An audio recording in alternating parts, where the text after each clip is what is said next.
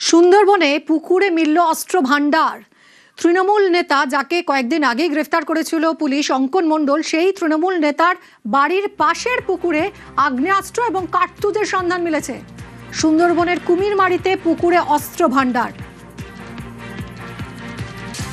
ঠিক দুদিন আগেই গ্রেফতার তৃণমূল নেতা অঙ্কন মণ্ডল। তোলাবাজি, হুমকি, জমি দখলের অভিযোগ, 21শে ভোট পরবর্তী অশান্তির অভিযোগে গ্রেফতার করা হয় অঙ্কন মণ্ডলকে।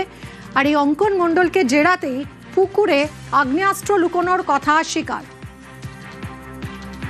কথা বলবো সরাসরি অনুপের সঙ্গে। অনুপ, এই অঙ্কন মণ্ডলকে জেরা করে কি এই বিপুল অস্ত্র ভান্ডারের খোঁজ মিললো? এগুলো কি অঙ্কন মণ্ডলই রেখেছিল?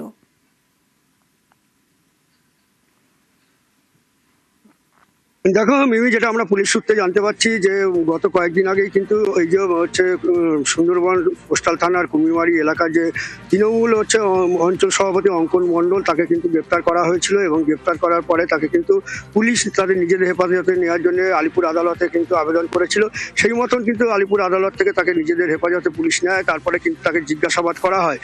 জিজ্ঞাসাবাদে কিন্তু উঠে আসে এই যে দুটি লং আগ্নেয়াস্ত্র, যে দুটি আগ্নেয়াস্ত্র সহ 30টি তাজা কার্তুজ কিন্তু উদ্ধার করা হয়। কোথা থেকে উদ্ধার করা হয়েছে? তার বাড়ির পিছনে থাকা পুকুরে তাকে কিন্তু সেই পুকুরে নামিয়ে পুলিশ কিন্তু সেই দুটি আগ্নেয় অস্ত্র এবং 30টি তাজা কার্তুজ উদ্ধার করা হয়েছে।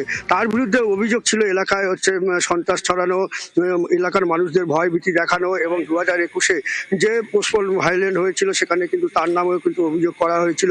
সেই ঘটনায় কিন্তু তাকে কিন্তু গ্রেপ্তার করা হয়েছে।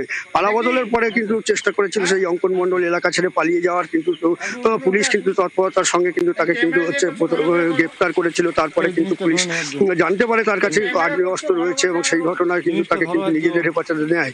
সেই নিজেদের হেফাজতে নিয়ে কিন্তু তাকে কিন্তু পুকুরে নামিয়ে পুকুর থেকেই কিন্তু এই আগ্নেয়াস্ত্র উদ্ধার করেছে বলে পুলিশ সূত্রে আমরা জানতে পারছি। মিমি, ধন্যবাদ অনুপ।